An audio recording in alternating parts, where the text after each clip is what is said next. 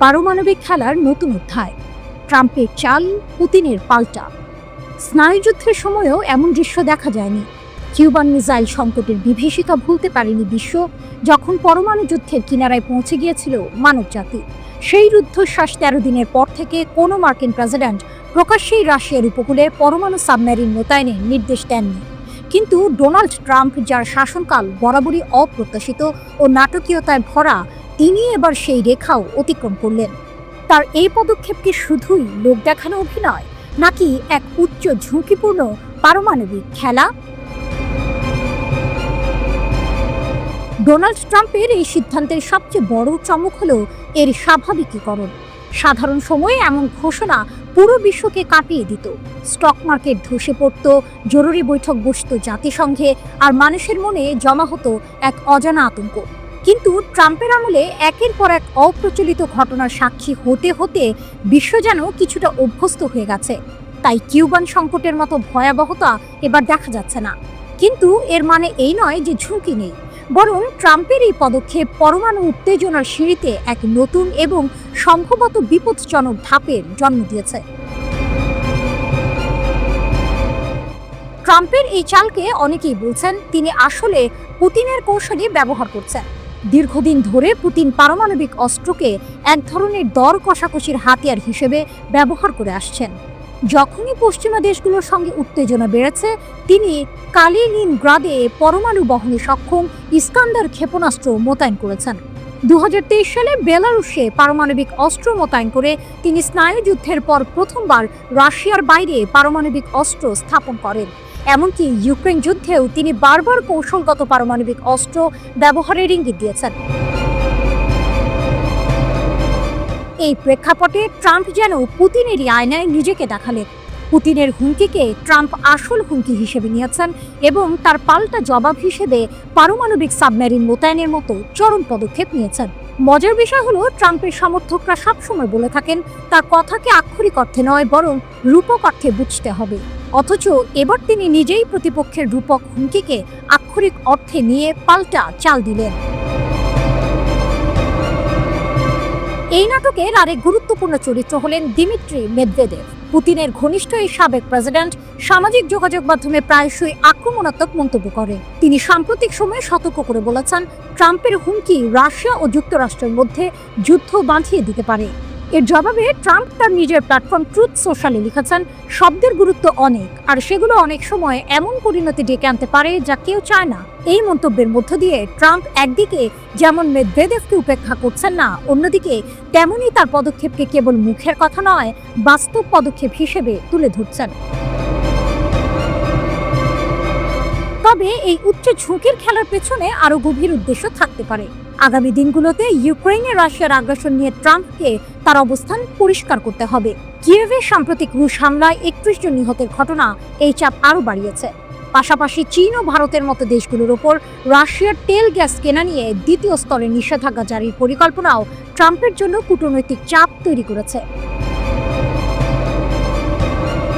এই পরিস্থিতিতে ট্রাম্পের এই সাবমেরিন মোতায়েন কৌশলগতভাবে বেশ কার্যকর হতে পারে। এর মাধ্যমে তিনি বিশ্বকে দেখাতে পারবেন যে তিনি রাশিয়ার হুমকিকে গুরুত্বের সঙ্গে নিয়েছেন এবং প্রয়োজনীয় পদক্ষেপ নিতে প্রস্তুত। এটি একটি উচ্চ ঝুঁকির কিন্তু তুলনামূলকভাবে কম অর্থনৈতিক খরচের কৌশল। বিশেষ করে যেসব মিত্র দেশকে তিনি অন্য ক্ষেত্রে পাশে পেতে চান, তাদের উপর শুল্ক আরোপের চেয়ে এই কৌশল কম ব্যয়বহুল। শেষ পর্যন্ত ট্রাম্পের এই পদক্ষেপ কি পারমাণবিক খেলাকে নতুন উত্তেজনায় নিয়ে গেল, নাকি এটি কেবলই একটি নাটকীয় পারফরম্যান্স?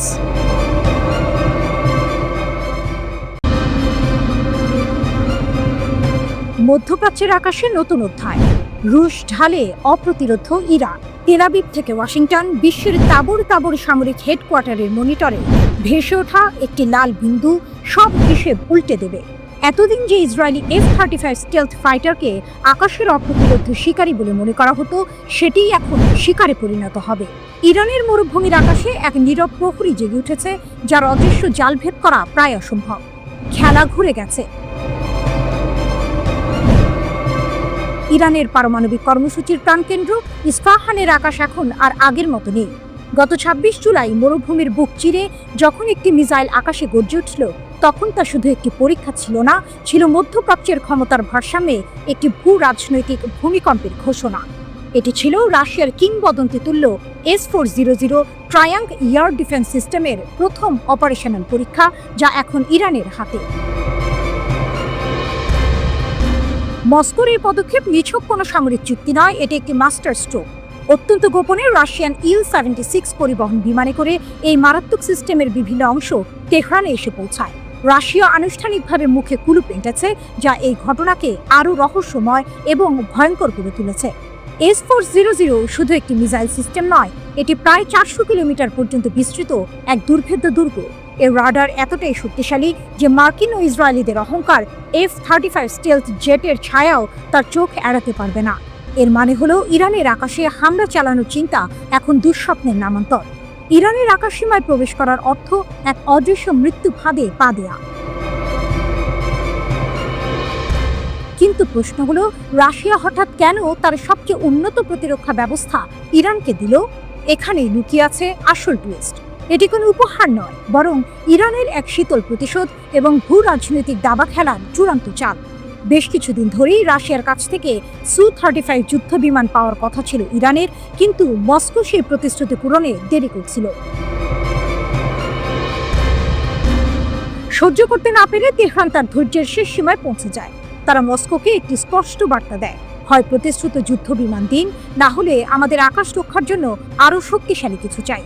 চাপের মুখে রাশিয়া তার তুরুপের তাস S-400 ইরানের হাতে তুলে দিতে বাধ্য হয়। এটি প্রমাণ করে ইরান এখন আর রাশিয়ার দাবার ঘুঁটি নয়, বরং নিজেই একজন শক্তিশালী খেলোয়াড়, যে প্রয়োজনে রাশিয়ার মতো পরাশক্তিকেও তার দাবি মানতে বাধ্য করতে পারে। এই একটি পদক্ষেপের মাধ্যমে ইরান এবং রাশিয়া যৌথভাবে মধ্যপ্রাচ্যে নিজেদের শক্তির এক নতুন বলয় তৈরি করেছে। ইরানের হাতে এখন এমন এক ঢাল, যা তার পারমাণবিক স্থাপনাগুলোকে যে কোনো হামলা থেকে রক্ষা করবে। অন্যদিকে রাশিয়া তার মিত্রকে শক্তিশালী করে এই অঞ্চলে মার্কিন ও ইসরায়েলি প্রভাবকে সরাসরি চ্যালেঞ্জ জানিয়েছে। মধ্যপ্রাচ্যের দাবা বোর্ডে পুরনো সব চাল এখন অচল। বিশ্ব এখন রুদ্ধশ্বাসে অপেক্ষা করছে এই নতুন চালের জবাবে ইসরায়েল এবং আমেরিকা তাদের পরবর্তী পদক্ষেপ কি নেয়। তবে একটি বিষয় স্পষ্ট, ইরানের আকাশ আর কারো খেলার মাঠ নয়।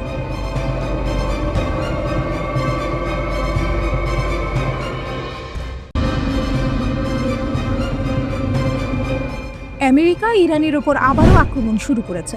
ট্রাম্পের ভাড়াটে সৈন্যরা আদালতে হামলা চালিয়ে ইরানিদের হত্যা করেছে। ইরানের হামলার প্রতিশোধ নেওয়ার প্রতিশ্রুতি দেওয়ার সাথে সাথে আমেরিকার বিরুদ্ধে এক বিস্ময়কর অভিযোগ আনা হয়েছে। ইরানের বিচার বিভাগীয় প্রধান জাহেদানে আদালত ভবনে একটি মারাত্মক হামলাকে সন্ত্রাসবাদ বলে নিন্দা করেছেন। গোলাম হোসেন মোহসেনি রক্তাক্ত হামলার জন্য জাইশ আল আদল গোষ্ঠীকে দায়ী করেছেন। তবে তিনি প্রক্সি উপাদান ব্যবহার করে এই হামলা চালানোর জন্য মার্কিন যুক্তরাষ্ট্রকে অভিযুক্ত করেছেন। তিনি আমেরিকাকে ইহুদিবাদী অপরাধ এবং বিশ্বব্যাপী সন্ত্রাসী কর্মকাণ্ডের প্রধান সমর্থক বলে অভিহিত করেছেন। এই ঘটনা আবারও ইরান এবং মার্কিন যুক্তরাষ্ট্রের পাশাপাশি ইসরায়েলের মধ্যে উত্তেজনা বাড়িয়ে তুলেছে। ইরান বারবার আমেরিকার বিরুদ্ধে আঞ্চলিক সহিংসতায় জড়িত থাকার অভিযোগ করেছে, যে অভিযোগটি ইসরায়েল অস্বীকার করেছে। আদালত ভবনের হামলায় আমেরিকার কথিত ভূমিকা সম্পর্কে ইরানের বিচার বিভাগীয় প্রধান বলেছেন, কোনো সন্দেহ নেই যে এই ধরনের অপরাধ এবং সন্ত্রাসী ঘটনার মূল কারণ এবং উৎপত্তি অহংকারী শক্তি, যেখানে অপরাধী মার্কিন যুক্তরাষ্ট্র অগ্রভাগে রয়েছে। তিনি আরও বলেন, আমেরিকা গাজায় ইহুদিবাদীদের অকথ্য অপরাধের প্রধান পৃষ্ঠপোষক এবং বিশ্বব্যাপী অসংখ্য অপরাধের মূল পরিকল্পনাকারী। 26 জুলাই ইরানের সিস্তান এবং বালুচিস্তান প্রদেশের রাজধানী জাহেদানে একটি সন্ত্রাসী হামলা ঘটে। ইরানের রাষ্ট্র পরিচালিত IRNA সংবাদ সংস্থার মতে 5 জন বেসামরিক নাগরিক সহ কমপক্ষে 10 জন নিহত হয়েছেন। প্রেস টিভির প্রতিবেদন অনুসারে এই হামলায় 2 ডজনেরও বেশি মানুষ আহত হয়েছেন। দক্ষিণ পূর্ব ইরানের বিচার বিভাগীয় ভবনে অজ্ঞাত বন্দুকধারীরা গুলি চালিয়েছে। ইরানি মিডিয়া জানিয়েছে যে এই ঘটনার সময় 3 জন হামলাকারীও নিহত হয়েছে। সোশ্যাল মিডিয়ায় ফুটেজে পুলিশ এবং সন্ত্রাসীদের মধ্যে তীব্র বন্দুকযুদ্ধ দেখা গেছে। এরপরে সন্ত্রাসীরা ভবনে গ্রেনেড ছুড়ে মারে। এ হামলার দায় স্বীকার করেছে জৈশ আল আদল সন্ত্রাসী গোষ্ঠী। এদিকে ইরানের 3টি পারমাণবিক স্থাপনায় সামরিক হামলা চালানোর মাত্র কয়েক সপ্তাহ পরেই ফের তেহরানকে হুমকি দিয়েছেন মার্কিন প্রেসিডেন্ট ডোনাল্ড ট্রাম্প। তিনি বলেছেন, ইরান যদি পারমাণবিক সমৃদ্ধকরণ কর্মসূচি চালিয়ে যায় তাহলে আমরা একে দ্রুত ধ্বংস করে দেব। পারমাণবিক সমৃদ্ধকরণ নিয়ে তেহরানের অবস্থানের প্রতিক্রিয়ায় এই হুঁশিয়ারি দেন মার্কিন প্রেসিডেন্ট। এর আগে তেহরান জানায় তারা বেসামরিক উদ্দেশ্যে পারমাণবিক সমৃদ্ধকরণ চালিয়ে যাবে। ট্রাম্প বলেন তাদের এটা করা উচিত নয়। আমরা তাদের পারমাণবিক সম্ভাবনা ধ্বংস করে দিয়েছি, তারা আবার শুরু করতে পারে। যদি তারা তা করে তাহলে আমরা এটিকে তত দ্রুত ধ্বংস করে দেব, এত দ্রুত যে আপনি আঙুল তুলতে পারবেন না। ট্রাম্পের বিবৃতির পর ইরানের পররাষ্ট্রমন্ত্রী আরাকচি বলেন ইরান কখনো হুমকি এবং ভয় দেখানোর ভাষায় সাড়া দেবে না। তিনি জানিয়েছেন ইরানে যদি আবার আক্রমণ করা হয় তবে আরও সিদ্ধান্তমূলক প্রতিক্রিয়া জানাতে দ্বিধা করবে না।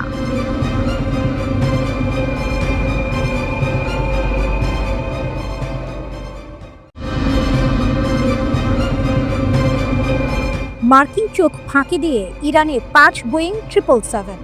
15 জুলাই 2025। বিশ্বজুড়ে যখন সবাই নিজেদের দৈনন্দিন কাজকর্মে ব্যস্ত, তখনই নীরবে ঘটে গেল এক চাঞ্চল্যকর ঘটনা।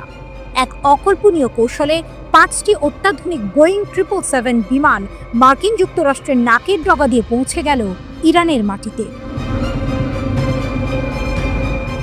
মিডল ইস্ট ফোরামের তথ্য অনুযায়ী এই অসম্ভবকে সম্ভব করেছে ইরানের মাহান ইয়ার।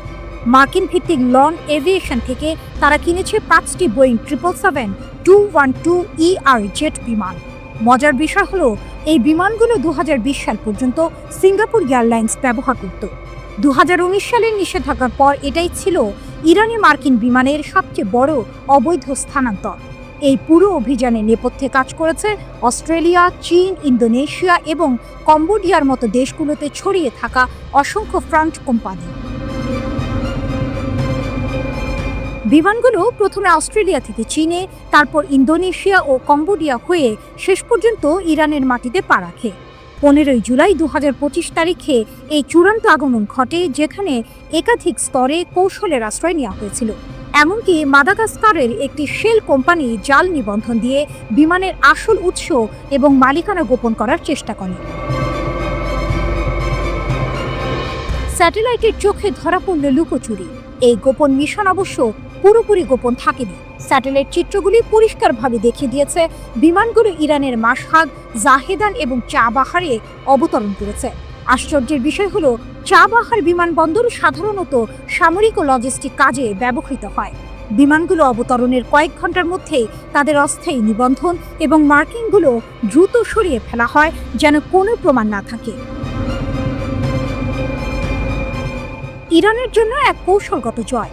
এই নতুন বোয়িং 777 বিমানগুলো মাহান ইয়ারের পুরনো A340 বহরের তুলনায় অনেক বেশি জ্বালানি সাশ্রয়ী এবং দীর্ঘ পাল্লার।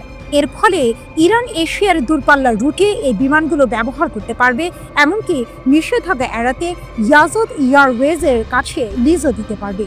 এই ঘটনা নিঃসন্দেহে ইরানের দীর্ঘপাল্লার বিমান বহরকে আরও শক্তিশালী করল এবং সরাসরি আন্তর্জাতিক শাস্তি এড়াতে সাহায্য করল। সবথেকে চাঞ্চল্যকর বিষয় হলো এই জেটগুলো একটি মার্কিন কোম্পানি থেকে এসেছিল এবং একাধিক দেশের মধ্য দিয়ে গিয়েছিল, কিন্তু কোনো দেশে এর জন্য শাস্তির সম্মুখীন হয়নি। মার্কিন প্রতিরোধের ক্ষয় এক অশনি সংকেত। প্রতিবেদনে বলা হয়েছে মার্কিন যুক্তরাষ্ট্র এই পুরো নেটওয়ার্কটিকে আটকাতে বা অবৈধ নিবন্ধন রুটগুলো বন্ধ করতে সম্পূর্ণ ব্যর্থ হয়েছে।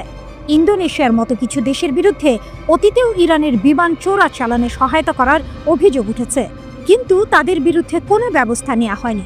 মিডল ইস্ট ফোরামের প্রতিবেদন অনুযায়ী এটি মার্কিন প্রতিরোধের ক্ষয় এবং ক্রমবর্ধমান ইরানি দায়মুক্তি দেখাচ্ছে। এই ঘটনা কি কেবল একটি বিমান হস্তান্তরের গল্প, নাকি এটি আন্তর্জাতিক ভূ রাজনীতিতে এক নতুন মোড়ের ইঙ্গিত দিচ্ছে, যেখানে পরাশক্তির নিয়ন্ত্রণ দুর্বল হয়ে পড়ছে এবং ইরানের আঞ্চলিক শক্তিগুলো নিজেদের প্রভাব বাড়াচ্ছে? এই প্রশ্নই এখন বিশ্বজুড়ে আলোচনার কেন্দ্রে।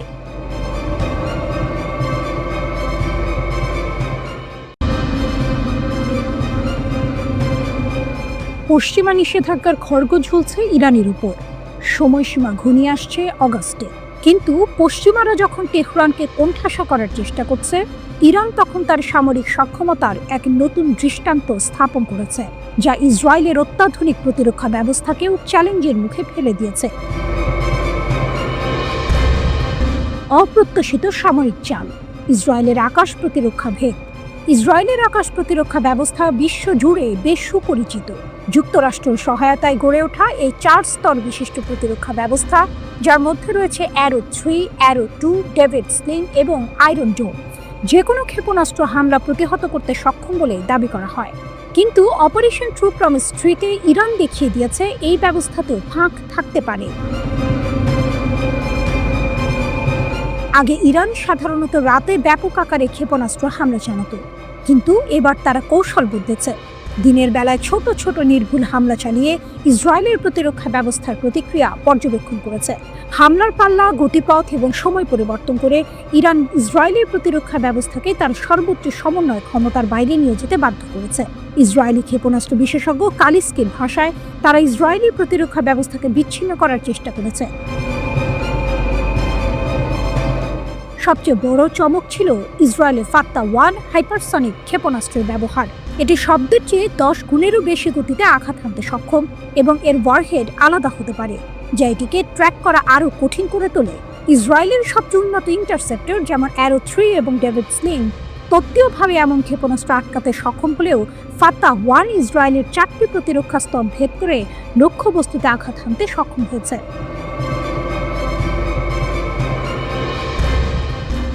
ব্যয়বহুল প্রতিরক্ষা বনাম ইরানের উদ্ভাবন। এই হামলার ফলে ইসরায়েলের ইন্টারসেপ্টরের খরচ এবং ঘাটতি প্রকটভাবে সামনে এসেছে।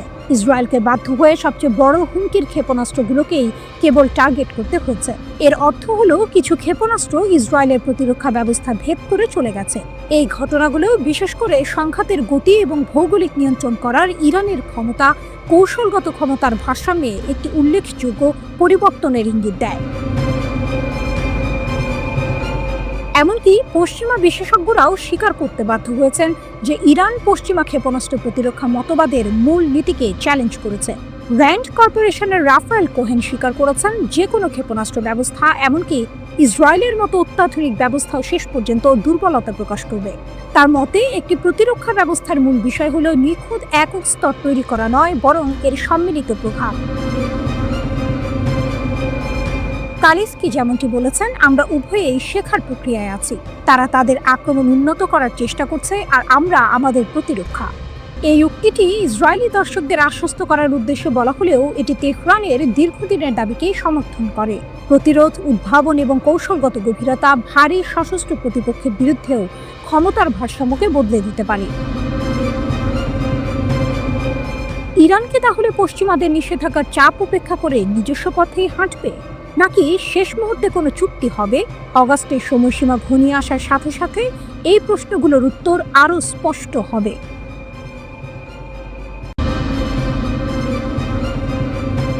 গাজায় ইসরায়েলি বাহিনীর বাড়তি ক্ষয়ক্ষতি, প্রতিরোধ বাহিনীর জোরালো কৌশল। গাজা উপত্যকায় ইসরায়েলি দখলদার বাহিনীর বিরুদ্ধে ফিলিস্তিনি প্রতিরোধ বাহিনীর হামলা ক্রমশ তীব্র হচ্ছে। সাম্প্রতিক সময়ে বেশ কয়েকটি ঘটনায় ইসরায়েলি বাহিনীর ব্যাপক ক্ষয়ক্ষতির খবর পাওয়া গেছে, যা যুদ্ধের গতি প্রকৃতি বদলে দিচ্ছে। ইসরায়েলি সামরিক বাহিনী নিজেদের এক সেনার গুরুতর আহত হওয়ার কথা স্বীকার করেছে। এই সেনা কফির ব্রিগেডের স্যামসন ব্যাটালিয়নের সদস্য ছিলেন এবং তিনি দক্ষিণ গাজা উপত্যকায় যুদ্ধ চলাকালীন আহত হন। ইসরায়েলি গণমাধ্যমগুলো পূর্ব খান ইউনিসে দখলদার বাহিনীর ওপর একটি গুরুতর নিরাপত্তা ঘটনা ঘটার কথা জানালেও সামরিক সেন্সরশিপের কারণে বিস্তারিত তথ্য প্রকাশ করতে পারেনি। অন্য একটি সংবাদ মাধ্যম জানায় যে বেশ কয়েকজন আহত সেনাকে গাজা থেকে হেলিকপ্টারে করে তেল আবিবের ইচিলভ হাসপাতালে সরিয়ে নেওয়া হয়েছে। এরপর ইসরায়েলি গণমাধ্যম খবর দেয় যে গাজার পূর্বে একটি ট্যাঙ্ককে বিস্ফোরক ডিভাইস দিয়ে লক্ষ্যবস্তু করার ফলে একজন ইসরায়েলি সেনা নিহত এবং আরও 2 জন গুরুতর আহত হয়েছেন। এই ঘটনাগুলো গাজায় ইসরায়েলি বাহিনীর জন্য ক্রমবর্ধমান ঝুঁকির ইঙ্গিত দেয়। প্রতিরোধ বাহিনীর উদ্ভাবনী কৌশল। হামাস বারবার জোর দিয়ে বলছে যে তাদের যোদ্ধারা বর্তমানে একটি ক্ষয়ক্ষতির যুদ্ধে জড়িত। এই যুদ্ধ প্রতিদিন নতুন নতুন উদ্ভাবনী কৌশল দিয়ে শত্রুকে হতবাক করছে এবং তাদের পরিকল্পনা ও হিসাবকে তালগোল পাকিয়ে দিচ্ছে।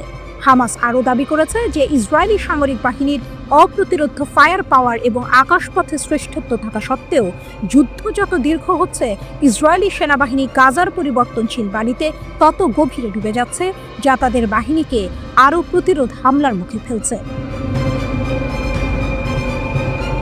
হামাস নেতানিয়াহুর কর্মকাণ্ডকে বেপরোয়া বলে আখ্যায়িত করেছে।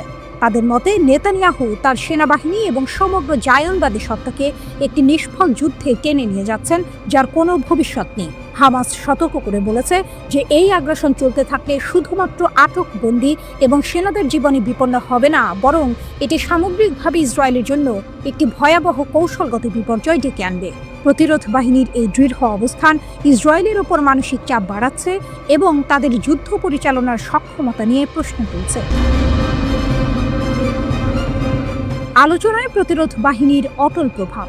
আল মায়াদিনের প্রতিরোধ বিষয়ক বিশ্লেষক হানি আল দালি মনে করেন, ফিলিস্তিনি প্রতিরোধ বাহিনীর অটল সংকল্প এবং ইসরায়েলি কাঠামো প্রত্যাখ্যান করার মনোভাবই বর্তমান আলোচনা প্রক্রিয়াকে গভীরভাবে প্রভাবিত করেছে।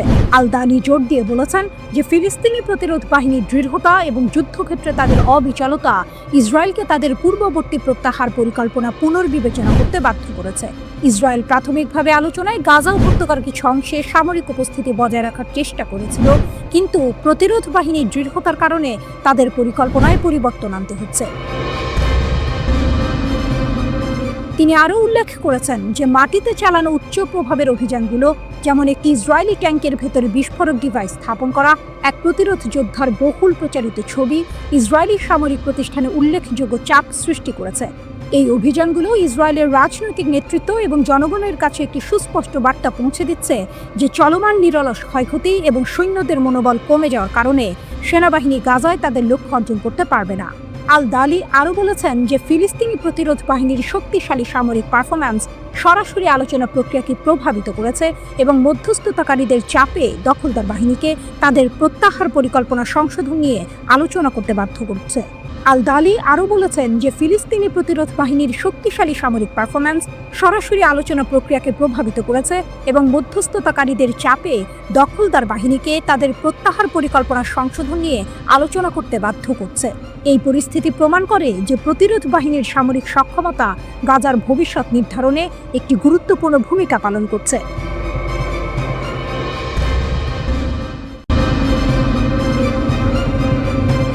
ইসরায়েল পাকিস্তানের ছায়াযুদ্ধ, কার পালা এবার? মিডল ইস্ট আইয়ের বিশ্লেষণ। গত জুনে যখন ইসরায়েল ইরানে হামলা চালালো, সারা বিশ্ব স্তম্ভিত হয়ে দেখল কিভাবে পশ্চিমা গণমাধ্যম সেই বাস্তবতাকে উল্টে দিয়ে ইরানকেই হুমকি হিসেবে ঘোষণা করল। কিন্তু এই ঘটনার শীতল প্রশ্নটি হলো, এবার কার পালা? পাকিস্তানের প্রতিরক্ষামন্ত্রী খাজা আসিফ ঠিকই বলেছেন, মুসলিম দেশগুলোকে এখন ঐক্যবদ্ধ হতে হবে, নইলে সবার পালা আসবে। এটা নিছকই কোনো কূটনৈতিক আক্ষেপ নয়, বরং এক ভয়াবহ সতর্ক সংকেত। পশ্চিমাদের এখন আর জাতিসংঘের প্রস্তাব লাগে না। সংবাদ মাধ্যমের শিরোনাম, অর্থনৈতিক অবরোধ আর বয়ান নির্মাণের যুদ্ধ, এসবই এখন তাদের নতুন কৌশল। যদি তাতেও কাজ না হয়, তাহলে ইসরায়েলের মতো আগাম ধারণার ভিত্তিতে হামলা চালানো যাবে। প্রধানমন্ত্রী বেনিয়ামিন নেতানিয়াহু আসলে মুখ ফসকে সত্যিটাই বলে দিয়েছেন যখন তিনি পারমাণবিক অস্ত্রধারী বেয়ারা মুসলিম দেশগুলোর শাসকের কথা বলেন। ইরাককে বোমা মেরে ধ্বংস করা হয়েছে, লিবিয়াকে নিরস্ত্র করা হয়েছে, আর এখন ইরানকে গলা টিপে মারার চেষ্টা চলছে। কিন্তু পাকিস্তানই কেন শেষ সীমান্ত?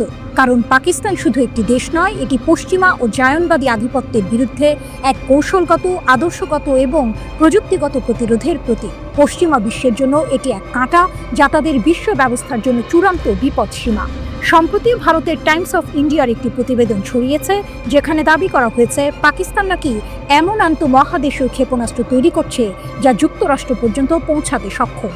মজার ব্যাপার হলো, এর জন্য কোনো নিশ্চিত প্রমাণ দরকার নেই, সামান্য ইঙ্গিতই সন্দেহ ছড়ানোর জন্য যথেষ্ট।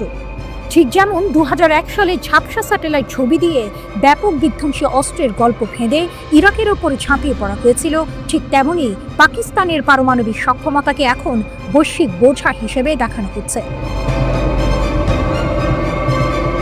কিন্তু এই গল্পের সবচেয়ে বড় টুইস্ট হলো, পশ্চিমা সমস্যা আসলে পাকিস্তানের কাজকর্ম নিয়ে নয়, বরং পাকিস্তান যা কিছু প্রতিনিধিত্ব করে তা নিয়ে। পাকিস্তান একটি ইসলামী প্রজাতন্ত্র, একটি পারমাণবিক শক্তিধর দেশ এবং চীনের মিত্র। এই তিনের সম্মিলনই পশ্চিমের চোখে পাকিস্তানকে এক অস্থিতিশীল এবং উগ্রবাদের প্রতি সহানুভূতিশীল রাষ্ট্র হিসেবে চিত্রিত করে, যারা পারমাণবিক যুদ্ধ শুরু করতে মুখিয়ে আছে।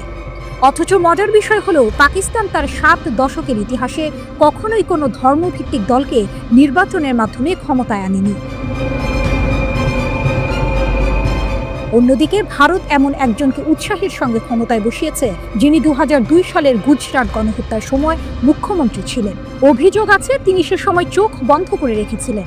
সেই নরেন্দ্র মোদী এখন এমন একটি দলের নেতৃত্ব দিচ্ছেন যা প্রকাশ্যেই একটি হিন্দু জাতীয়তাবাদী রাষ্ট্র গঠনের কথা বলে, যেখানে মুসলমান ও অন্যান্য সংখ্যালঘুদের প্রান্তিক করে তোলা হবে।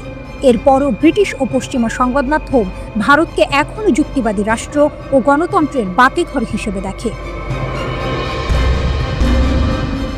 গত এপ্রিলে পেহেলগামে হিন্দু তীর্থযাত্রীদের ওপর হামলার পর ভারত যখন পাকিস্তানের সম্পৃক্ততার কোনো বিশ্বাসযোগ্য প্রমাণ ছাড়াই সীমান্ত পার হয়ে সামরিক অভিযান শুরু করল, পশ্চিমা সংবাদ মাধ্যম অনেকটাই দিল্লির বয়ানকে প্রশ্নহীনভাবে গ্রহণ করে।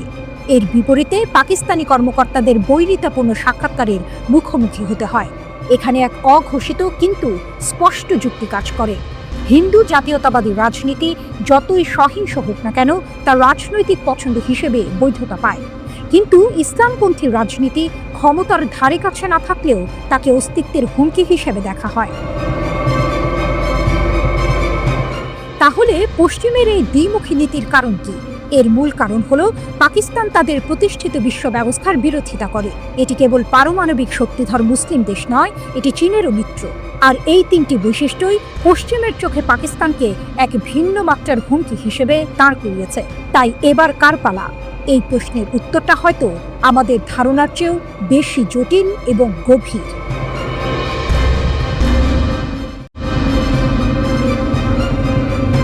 ইয়েমেনের সশস্ত্র বাহিনীর হামলার জেরে ইসরায়েলের ইলাত বন্দর বন্ধ।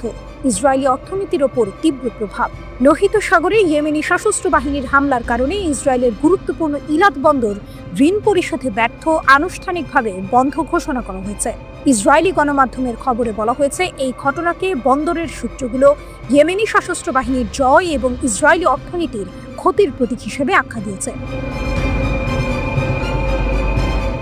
ইসরায়েলি ব্যবসা ও অর্থনীতি বিষয়ক সংবাদপত্র দ্য ক্যালকালিস্ট জানিয়েছে, কর পরিশোধ না করায় ইলাত পৌরসভা বন্দরের ব্যাংক অ্যাকাউন্ট জব্দ করেছে।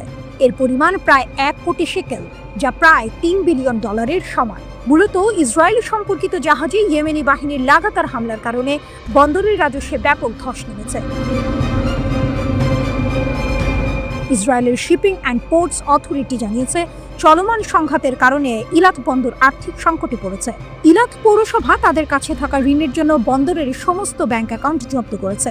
এর ফলস্বরূপ শিপিং অ্যান্ড পোর্টস অথরিটি একটি নোটিশ জারি করে জানিয়েছে, ইলাত বন্দর বন্ধ থাকবে এবং এর সমস্ত কার্যক্রম স্থগিত করা হবে। ভূমধ্যসাগরের আশদোদ এবং হাইফা বন্দরে জাহাজ চলাচল অব্যাহত থাকলেও ইলাত বন্দরের আয় 2023 সালের 212 মিলিয়ন শেকেল থেকে কমে 2024 সালে মাত্র 42 মিলিয়ন শেকেলে নেমে এসেছে। এটি প্রায় 80% মতো পতন। ইয়েমেনের আনসার আল্লাহ নামে পরিচিত হুথিরা গাজায় ইসরায়েলের সামরিক অভিযানের প্রতিবাদে ইসরায়েল এবং ইসরায়েলগামী জাহাজগুলোতে লোহিত সাগর অঞ্চলে হামলা শুরু করে। গাজায় ইসরায়েলি হামলায় কমপক্ষে 58,000 ফিলিস্তিনি নিহত এবং 1,40,000-এরও বেশি আহত হয়েছে, যাদের বেশিরভাগই নারী ও শিশু। আন্তর্জাতিক দাতব্য সংস্থা সেভ দ্য চিলড্রেন জানিয়েছে, প্রায় 21,000 শিশু নিখোঁজ হয়েছে বলে ধারণা করা হচ্ছে। ডানপন্থী ইসরায়েল বেইতেনু দলের ইসরায়েলি সংসদ সদস্য ওদেদ ফর মিডল ইস্ট আইকে বলেছেন, বন্দর বন্ধ করা ইসরায়েলি সরকারের জন্য লজ্জার প্রতীক। তার মতে, সরকার ইলাতের জাহাজ চলাচলের পথের হুমকিও অপসারণ করতে পারেনি, যার ফলে ইসরায়েল রাষ্ট্রের দক্ষিণ বাণিজ্য প্রবেশদ্বারটি কার্যত অকার্যকর হয়ে পড়েছে। তিনি আরও উল্লেখ করেন যে কয়েক মাস ধরে আমরা হুমকি মোকাবিলায় ব্যর্থতার কারণে ইলাত বন্দরের পতনের বিষয়ে সতর্ক করেছিলাম। ফোর অভিযোগ করেছেন যে সরকার শিপিং লেন বজায় রাখার জন্য দৃঢ় পদক্ষেপ নেওয়ার পরিবর্তে উন্মুক্ত সহায়তার নীতি বাস্তবায়নের মাধ্যমে বন্দরটিকে নীরবে ভেঙে পড়তে দিয়েছে। যুদ্ধের আগে ইলাত বন্দরের প্রধান বাণিজ্য ছিল ইসরায়েলের নতুন গাড়ি খালাস করা। 2023 সালে বন্দরটিতে প্রায় 1,50,000 গাড়ি খালাস করা হয়েছিল এবং 134টি জাহাজ নোঙর করেছিল। কিন্তু 2024 সালে কোনো গাড়ি খালাস হয়নি এবং নোঙর করা জাহাজের সংখ্যা 64তে নেমে এসেছে। এমনকি 2025 সালের মে মাস পর্যন্ত পুরো বছরে মাত্র 6টি জাহাজ বন্দরে নোঙর করেছে। গত মাসে সরকার যুদ্ধের শুরু থেকে জমে থাকা ঋণ মেটাতে বন্দরের জন্য 15 মিলিয়ন শেকেল বা $4.5 মিলিয়ন অনুদান অনুমোদন করেছিল। কারণ বন্দরটিতে কৌশলগত জাতীয় সম্পদ হিসেবে সংজ্ঞায়িত করা হয়েছিল। তবে বন্দরের সূত্রগুলো দ্য ক্যালকালিস্টকে জানিয়েছে যে ইসরায়েলি সরকার তাদের পর্যাপ্ত সহায়তা দেয়নি। বন্দর কর্মকর্তাদের মতে ইসরায়েল আশা করেছিল একটি বেসরকারি কোম্পানি 1 বছর 8 মাস নিজের শক্তিতে টিকে থাকবে। বন্দরের একটি সূত্র দ্য ক্যালকালিস্টকে ক্ষোভ প্রকাশ করে বলেছে, এটা ভয়াবহ।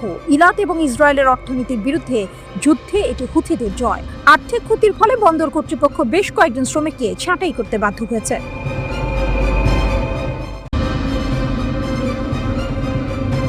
আকাশে সাইরেনের আর্তনাদ, বিমানবন্দরে বন্ধ হলেও বিমান চলাচল। ইসরায়েলের বুকে নেমে এলো এক অপ্রত্যাশিত আতঙ্ক। রাজধানী তেল আবিব লক্ষ্য করে ক্ষেপণাস্ত্র হামলা চালিয়েছে ইয়েমেনের সশস্ত্র বাহিনী। এই হামলায় গোটা ইসরায়েল জুড়ে ছড়িয়ে পড়েছে উদ্বেগ। ক্ষেপণাস্ত্রের আঘাত, বন্ধ বিমানবন্দর। মধ্যরাতে আকস্মিক এক হামলায় কেঁপে উঠল ইসরায়েলের আকাশ। ইয়েমেনের সশস্ত্র বাহিনী তেল আবিবের বেন গুরিয়ন আন্তর্জাতিক বিমানবন্দর লক্ষ্য করে ক্ষেপণাস্ত্র নিক্ষেপ করে। এই হামলার পরপরই ইসরায়েলের বহু শহরে একযোগে বেজে ওঠে সতর্কতামূলক সাইরেন। আনাদুল এজেন্সির খবর অনুযায়ী দ্রুততার সঙ্গে বেন গুরিয়ন বিমানবন্দরের সব ধরনের বিমান চলাচল সাময়িকভাবে বন্ধ করে দেওয়া হয়।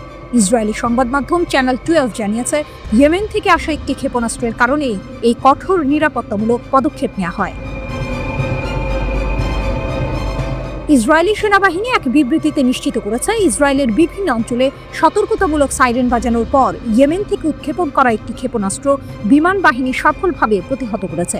অর্থাৎ ক্ষেপণাস্ত্রটি ইসরায়েলে আঘাত হানতে পারেনি, মাঝপথেই এটিকে থামিয়ে দেওয়া হয়েছে। তবে এই হামলার দায় স্বীকার করে নিয়েছে ইয়েমেনের সশস্ত্র বাহিনী।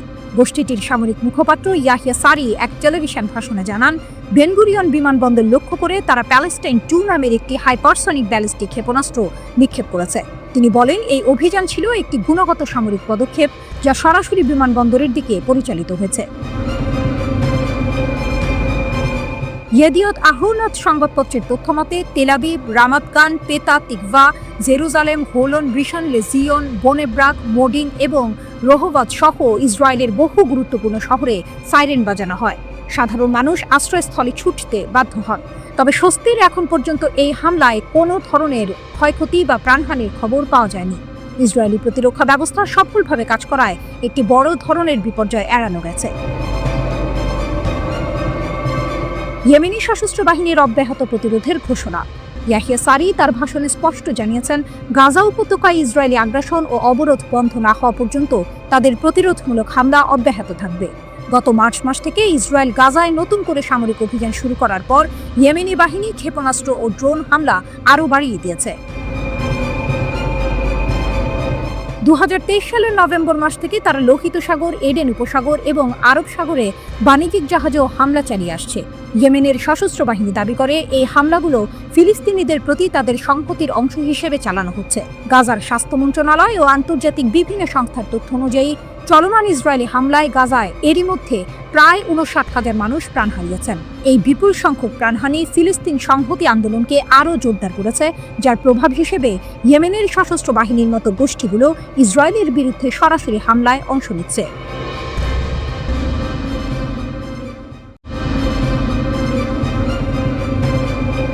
যুদ্ধ যখন চাপা পড়ে যায় আলোচনার টেবিলে, তখন কি সব শেষ হয়ে যায়, নাকি পর্দার আড়ালে চলে আরও বড় কোনো খেলা? মধ্যপ্রাচ্যে এখন ঠিক এমনই এক পরিস্থিতি। ইসরায়েলের একের পর এক সামরিক আঘাতে ইরান কি দুর্বল হয়ে গেছে? তেহরান কি হাল ছেড়ে দিয়েছে, নাকি আরও বড় কোনো চাল চেলে নিজেদের হারানো প্রভাব ফিরিয়ে আনার চেষ্টা করছে? সিএনএনের বিশ্লেষণ। নিঃশব্দে এক নতুন খেলা। মধ্যপ্রাচ্যের বাতাসে এখন চাপা উত্তেজনা। ইরানের প্রক্সি গ্রুপগুলো যেন নতুন করে জেগে উঠেছে। লোহিত সাগরের গুরুত্বপূর্ণ জলপথ, ইরাকের তেলক্ষেত্র, এমনকি লেবাননের সীমান্তের ওপার থেকে আসছে একের পর এক চাঞ্চল্যকর খবর। মনে হচ্ছে ইরান তার আঞ্চলিক প্রভাব পুনর্গঠনের চেষ্টা করছে, যা গত প্রায় 2 বছরের ধ্বংসাত্মক ইসরায়েলি সামরিক অভিযানে অনেকটাই ক্ষয়প্রাপ্ত হয়েছিল। ওয়াশিংটন ইনস্টিটিউটের সিনিয়র ফেলো মাইকেল নাইটস বলেছেন, ইরান কখনোই তাদের গোষ্ঠীগুলোকে পুনরায় সরবরাহ করা বন্ধ করবে না। এই কথাতেই লুকিয়ে আছে পুরো গল্পের মূল সুর। ইসরায়েল ইরানের গুরুত্বপূর্ণ সামরিক ব্যক্তিত্বদের হত্যা করেছে, এমনকি ইসলামিক রিভলিউশনারি গার্ড কর্পস IRGCর প্রধান হোসেন সালামিকে হারানোর পরও ইরান থেমে নেই। ইয়েমেনের আগুন। লোহিত সাগরে নতুন বিপদ। যুদ্ধের মাত্র 3 দিন পরেই লোহিত সাগরে 750 টন ইরানি ক্ষেপণাস্ত্র এবং সামরিক সরঞ্জামবাহী একটি জাহাজ আটক করা হলো। কি ছিল তাতে? ক্ষেপণাস্ত্র, ড্রোন ইঞ্জিন, রাডার সিস্টেম, সবকিছুই যাচ্ছিল ইয়েমেনের হুথিদের কাছে। মার্কিন সামরিক বাহিনী একে ইয়েমেনের ইতিহাসে বৃহত্তর অস্ত্র আটক হিসেবে আখ্যা দিয়েছে, কিন্তু ইরানি অভিযোগ সম্পূর্ণ অস্বীকার করে একে আমেরিকার প্রতারণামূলক প্রচেষ্টা বলে অভিহিত করেছে। তবে হুথিরা থেমে নেই। সম্প্রতি তারা গ্রিক মালিকানাধীন একটি জাহাজে হামলা চালিয়েছে, যেখানে 4 জন ক্রু সদস্য নিহত, অন্যরা আহত এবং 11 জন নিখোঁজ হয়েছে। কয়েকদিন আগে আরেকটি লাইবেরিয়ার পতাকাবাহী জাহাজে চালকবিহীন নৌকা, ক্ষেপণাস্ত্র এবং ড্রোন ব্যবহার করে হামলা চালানো হয়। কয়েক মাস শান্ত থাকার পর লোহিত সাগরে এই নতুন করে হামলাগুলো কি ইঙ্গিত দিচ্ছে যে ইরান আবার সক্রিয় হয়ে উঠছে? ইরাকের তেলক্ষেত্র, লেবাননের হিজবুল্লাহ। ইরাকের কুর্দি অঞ্চলে ইরান সমর্থিত গোষ্ঠীগুলো তেল উৎপাদনে বিঘ্ন ঘটাচ্ছে। কুর্দি আঞ্চলিক সরকারের একমাত্র কর্মকর্তা অভিযোগ করেছেন, মিলিশিয়াদের দ্বারা ড্রোন হামলার পর মার্কিন কোম্পানি দ্বারা পরিচালিত 2টি সহ 5টি তেলক্ষেত্র ক্ষতিগ্রস্ত হয়েছে। তাদের লক্ষ্য স্পষ্ট, কুর্দিদের অর্থনৈতিকভাবে দুর্বল করা।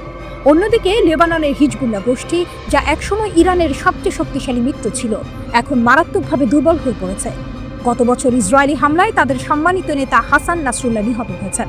ডিসেম্বরে সিরিয়ার রাষ্ট্রপতি বাশার আল আসাদের পতনের পর সিরিয়ায় তাদের মূল সরবরাহ পথটিও হারিয়ে গেছে, কিন্তু তবুও ইরান তাদের অস্ত্র সরবরাহ চালিয়ে যাচ্ছে।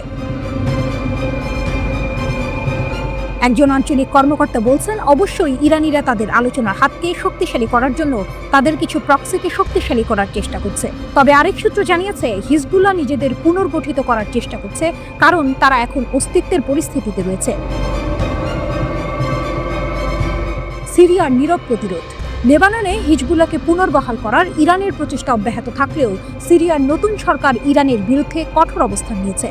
সিরিয়ার স্বরাষ্ট্র মন্ত্রণালয় লেবাননে পাঠানো অস্ত্রের বেশ কয়েকটি চালান আটক করেছে। সম্প্রতি তারা ট্যাঙ্ক বিরোধী কর্নেট ক্ষেপণাস্ত্র পাচারের একটি প্রচেষ্টা ব্যর্থ করেছে, যা শাকসবজি বহনকারী একটি ট্রাকে লুকানো ছিল। ওয়াশিংটন ইনস্টিটিউটের সিনিয়র ফেলো মাইকেল নাইটস বলছেন, আমরা এখনো বিদ্যমান, আমরা অক্ষত, কিছুই পরিবর্তন হয়নি। এই লাইনটি হয়তো ইরানের বর্তমান অবস্থার সবচেয়ে ভালো ব্যাখ্যা। তারা হয়তো ক্ষয়প্রাপ্ত হয়েছে, কিন্তু ভেঙে পড়েনি, বরং পর্দার আড়ালে তারা নিজেদের শক্তি পুনর্গঠনের চেষ্টা করছে, যেন যে কোনো মুহূর্তে তারা আবার পুরনো রূপে ফিরে আসতে পারে।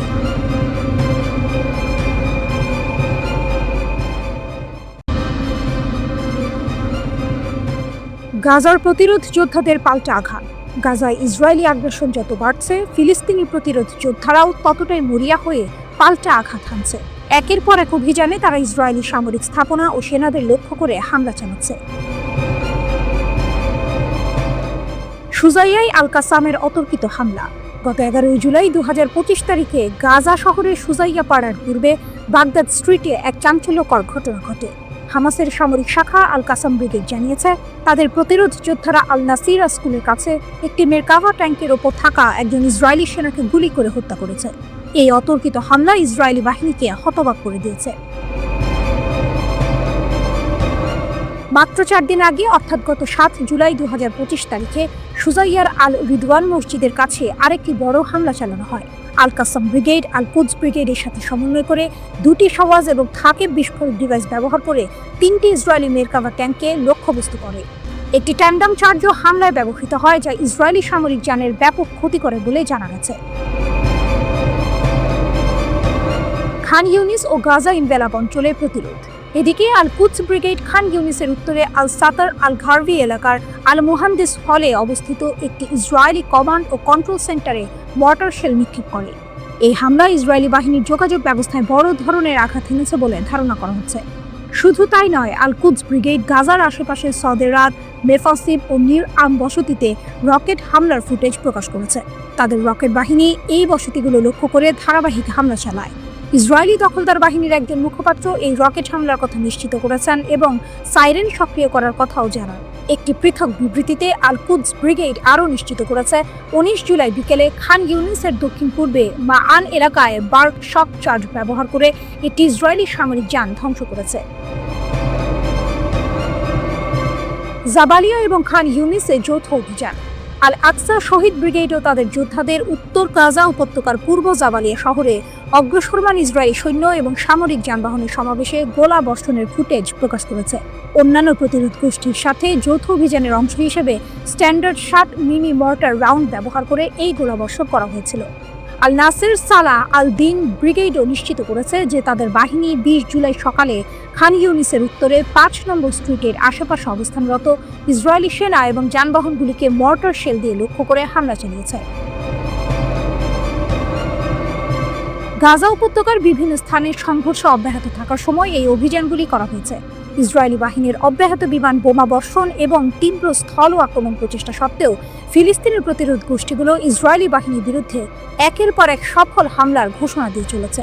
প্রতিরোধের এই আগুন কি শেষ পর্যন্ত ইসরায়েলি দখলদারিত্বের ভিত নুড়িয়ে দেবে? সময়ই বলে দেবে।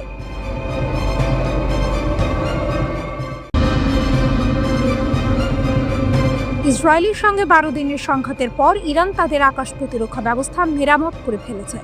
দেশটির এক শীর্ষ সেনা কর্মকর্তার বরাত দিয়ে এই খবর জানিয়েছে ইরানের বার্তা সংস্থাগুলো। গত জুনে শুরু হওয়া টানা 12 দিনের এই সংঘাতে ইসরায়েলের বিমান হামলা ইরানের আকাশ প্রতিরক্ষা ব্যবস্থায় ব্যাপক ক্ষতি সাধন করেছিল।